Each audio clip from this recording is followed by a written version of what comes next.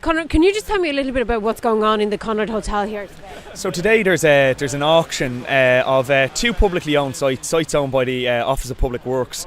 The first site is a site in Glasnevin, the old model school site. Now this is a site that's completely connected to infrastructure, to water and electricity. It's publicly owned, and really we've seen now kind of the continuation of the scandal of the sell-off of public land. In the midst of a housing crisis where we have 150,000 households on council housing lists nationwide, where we see 10,000 homeless and 70,000 in mortgage distress. It's an absolute travesty that public land is being sold off. This land, it could and should be used for public housing, and the private market fundamentally can't provide that housing that we so need at the moment.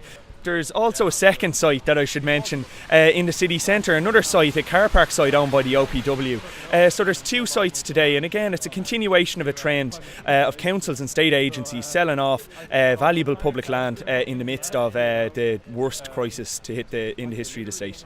And Peter, you're part of the Renters Union.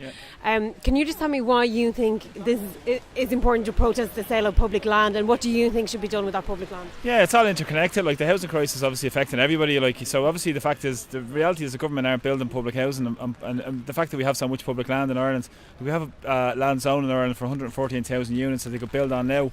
And it's not being used for building houses for people. And obviously there's a lot of people on housing lists who are being pushed into the private rented sector, paying a massive proportion of their rents in the private rented sector, and then plus housing. There's massive transfer of wealth as well in housing assistance payments to landlords from state agencies to private landlords. So, like, essentially a lot of people who are in private rented accommodation should have access to public housing at a higher income level as well, and that's why we're out protesting for it. It's vital to retain public sites and public hands for everybody to use. Sorry. Andrew, tell me why you're protesting outside the Conrad Hotel today. Yeah. There's an auction at the hotel today selling off two plots of land being sold. It's two plots of land owned by the OPW.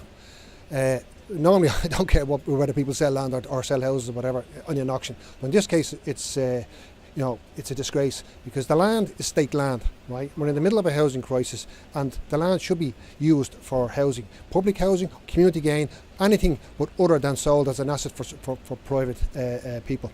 Now the cynical thing or the sad thing about this is that Dublin City Council wanted this land and wanted these sites to build housing on. They were to go into our auction, bid right against deep pockets of vulture funds and the like, bid against private enterprise. So if it's state land, right, and we have state land and we're in the middle of a housing crisis, we should build on state land, build housing and build anything that's required for community gain.